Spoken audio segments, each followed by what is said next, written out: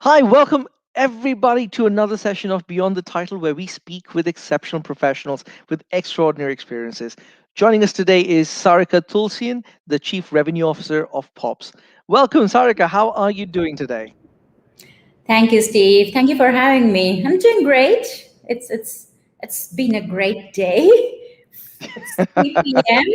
Still a long way to go, but it's been a great day till now. Cloudy and rainy, which I like. So no, good, good. Thank you for having me. How are you? I am doing really well. It's a bright sunny day in Hungary, which is good because we just came out of a very awkward cold spring. I was hoping for a bit more warmth in spring, so I'm enjoying the sunshine out today. But you mentioned you love the rains. Is it because you have so much of rain in Bombay, Maharashtra, where you're from, or is it because you just love rain? Now, there are only two weathers in Saigon. So I'm talking Saigon right now, right? This is where I live. Since I'm here since six months since I relocated here from Bangkok, which also has two weather, which is summers and rains.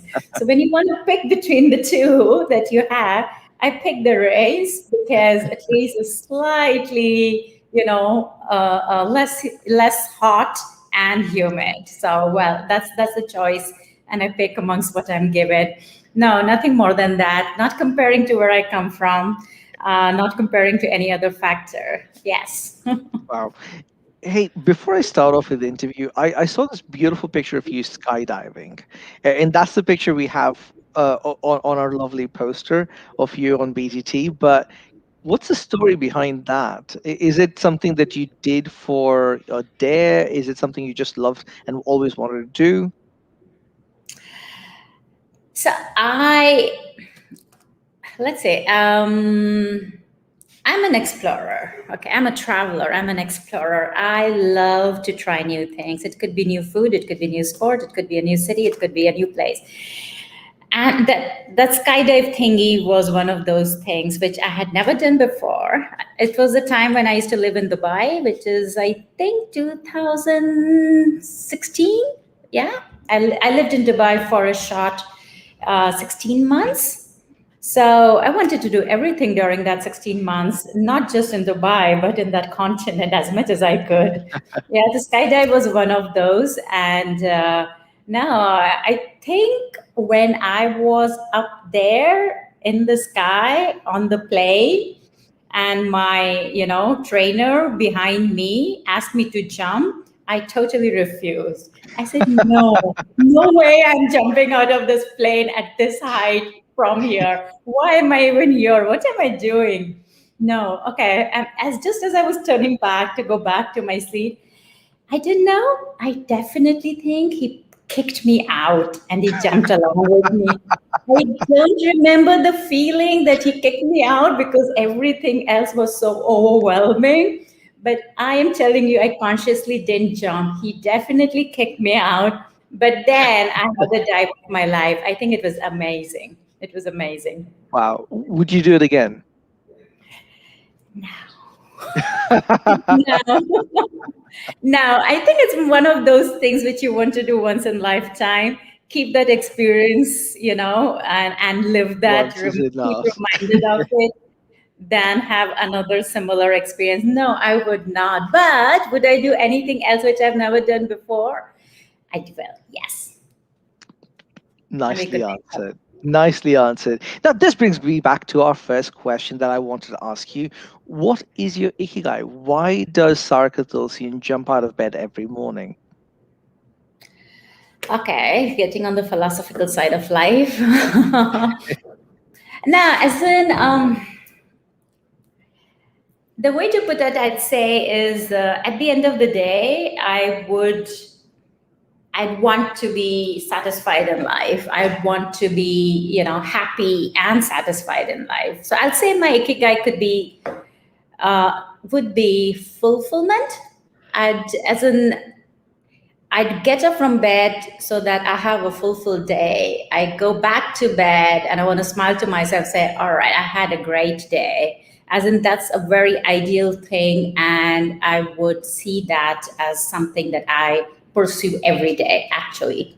And I may not even have a perfect day every day to feel that in the manner that I am speaking, but it's a choice you make. It's a choice of interpretation, right? I choose to be happy, and that's a conscious choice I have made in life.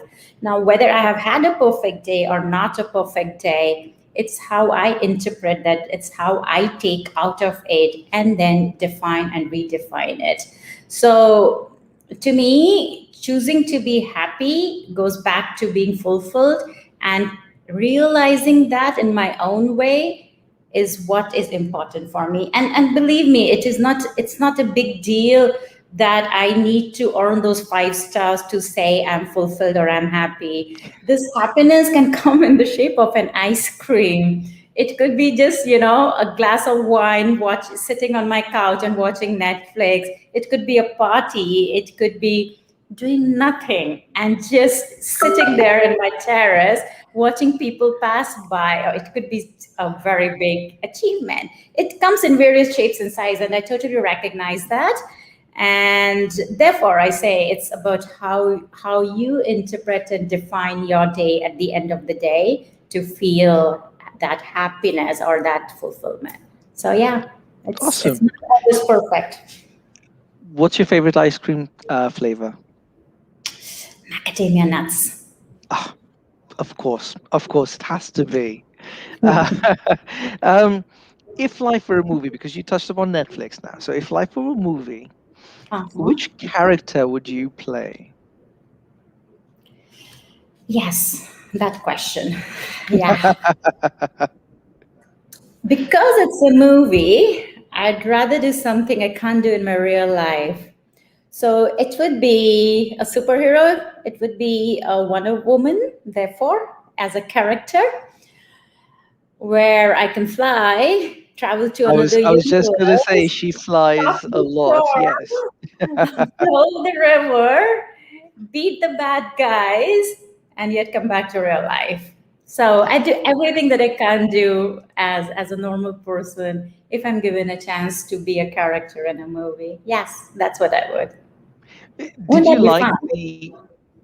Of course, of course. Who wouldn't want superpowers? Fly around, jump, leap a building in the single bound kind of power, right? Did you like the recent Wonder Woman movie? I'm just touching on that one because there was there's a huge disparity between people who love it and didn't like it. Just curious where you stand there. I did like it. I did. Yes, I enjoyed it. I guess I like I like things to be different in different eras, and therefore has its own story background and formations. So to me, it was already welcome, and I quite enjoyed it. Yes.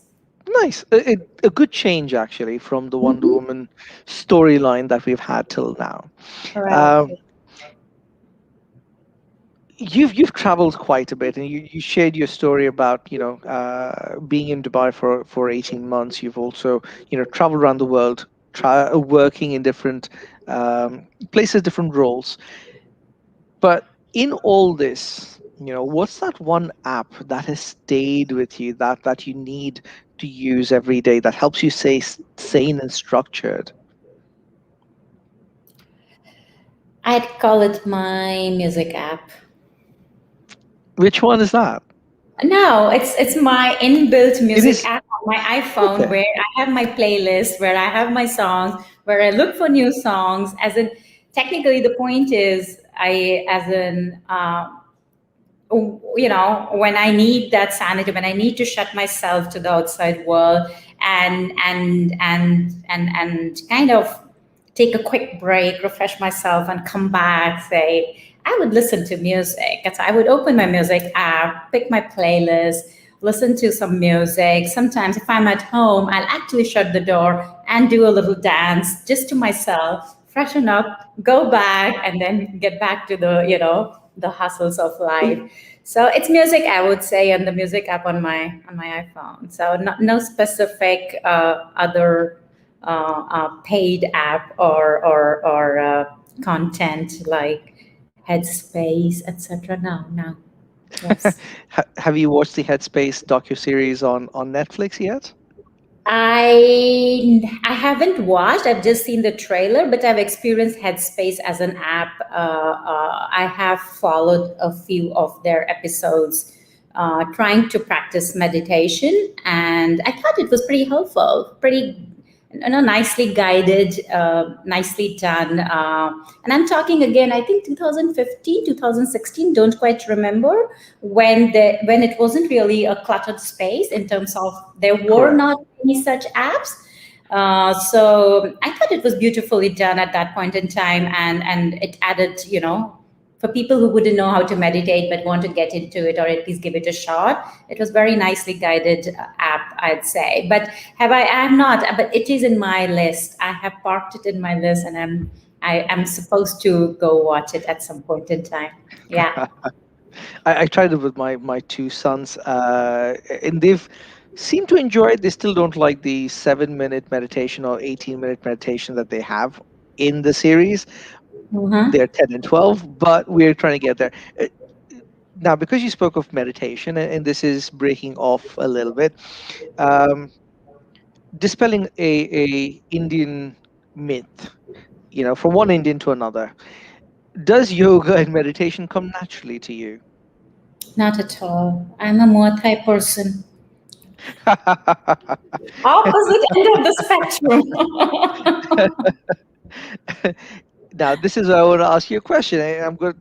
Do you mind if I show that lovely picture that you have of doing Muay Thai? Sure. Awesome. Question for you. Um, because we've gone through this really interesting time in the last 12 to 18 months across the globe, what how do you keep mental stress at bay? For me, exercising is super important, which helps me a lot in keeping my mental stress at bay. For me, and I say this quite often to people I care for who do not exercise, that exercise is not just for physical fitness. It also helps you and helps you to manage your mental stress too. And nothing better than putting that 15 minutes, if you can't do for an hour every day. If you can do more per day, do alternate days if you can't do every day, but do something, because that physical exercise actually seriously doesn't just is not just meant for physical fitness, but also meant for mental happiness.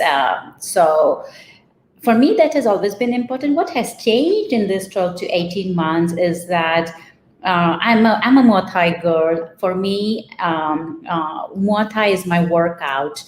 However, gyms are closed, right? As in, not every time the gyms are open, even though Vietnam is not gone through a very, very widespread COVID cases, but still gyms are not open, not for last 6 to 8 weeks. So well, I can't do that for Muay Thai, but so I have started running, which I actually used to hate, and now I love running. Actually, for last 2 weeks, I'm almost running every day in the morning for 40 to 45 minutes, and that's my new workout now. So we all change with times. That's my change of how I manage my mental stress. So yeah, since nothing else is possible to do as a group activity or a group exercise like Muay Thai or gymming together with friends, etc., I've taken it to running. So I go running every day in the morning as much as I can, and then then the day begins there. Now, I want to ask you something about this lovely picture that I have of you. Uh, When did you start Muay Thai? Because you look in this picture like a really badass mean machine who can punch and kick someone down. And that focus that comes in this match is awesome. Sorry. Sarika, can you hear me still? Yes. Sorry. Go ahead. I lost you midway. Sorry, my fault. So when did you start Muay Thai? Uh, I'm not a pro fighter, first and foremost. Disclaimer: that picture is a one-time fight. I got into the ring. So I'm not a pro. It's my workout, and that's all I do. But to answer your question, religiously as my workout, I started when I moved to Bangkok, and I moved to Bangkok in 2000, mid 2017. But when I moved to Bangkok, I moved with a broken leg. So technically, it was 2018, end of 2018, when I really started like 4 times a week, going for Muay Thai, one on one with my coach. For my workout, not as a training for a fight, as my workout. I loved it so much that it only got better faster.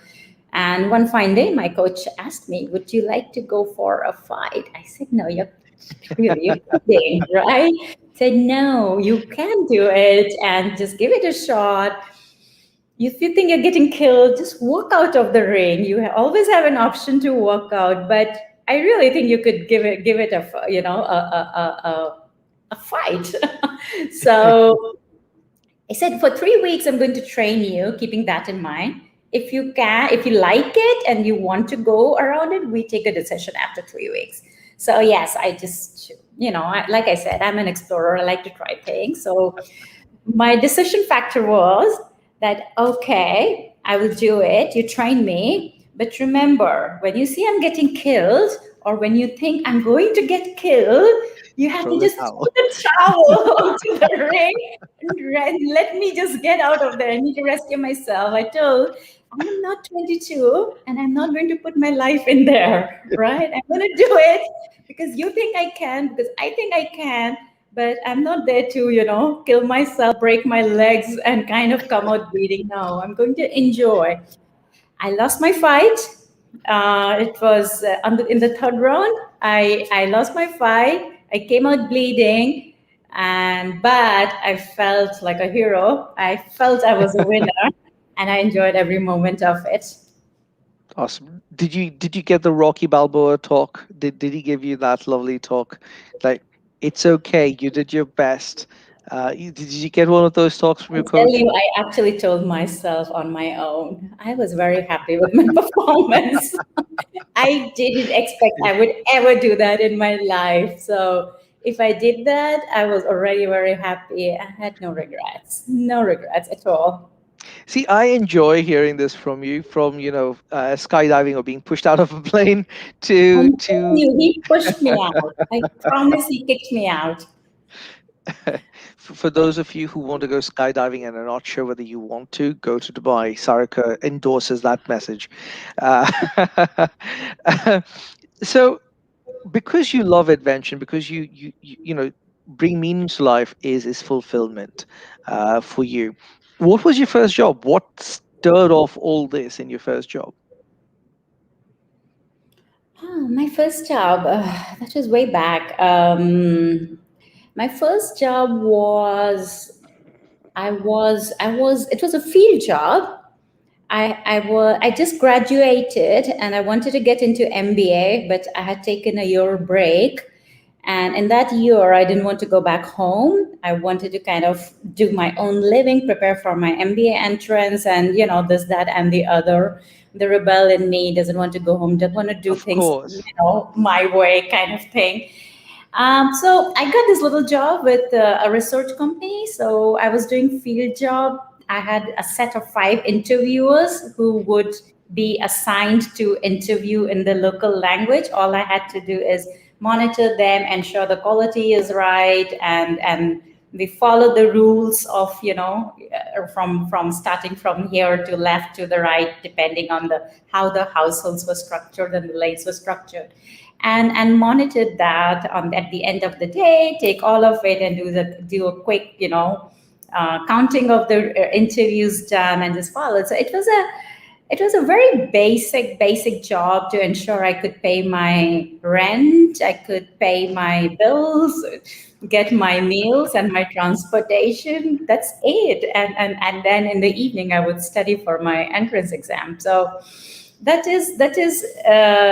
was what it was. After MBA, I really got into digital marketing and loyalty marketing, which I started with an independent agency in Bombay. I worked in Bombay for a little more than 4 years, but for last 15 years, I've been away from India, from Vietnam to China to Dubai to Bangkok. So yeah, it's been 5 different countries where I Wow. have done 5 different jobs. Yeah. Wow. Anything you take away from that first experience to your first job after MBA? Anything you take away and say, this builds this part of me? I think my first job after MBA has been my strongest foundation of who I am today. Uh, for what I value in my work life, be it from a quality point of view, be it from a quantity point of view, be it from trying to handle 10 things at the same time while managing from handling a crisis to building a plan. I think I had a super strong foundation. I would ever be grateful to my bosses around that time, and if it wasn't for that, I can't imagine, how else could my career life had shaped out to be. But it doesn't end there. I've been extremely fortunate. Every job, every country where I have been fortunate enough to have had very challenging job roles, challenging experiences, great environment. Always been self motivated.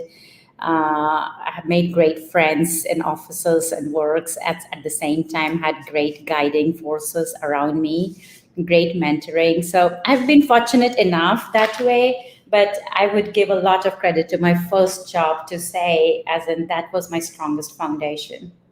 Wow. Wow. Good stuff. Good stuff. Um, what is that one interesting, unique fact about that? About you, apart from skydiving being pushed, or from Muay Thai, that we don't know about Sarika yet? Okay, you got me to say a lot of things already. Now I have to really think what is that one.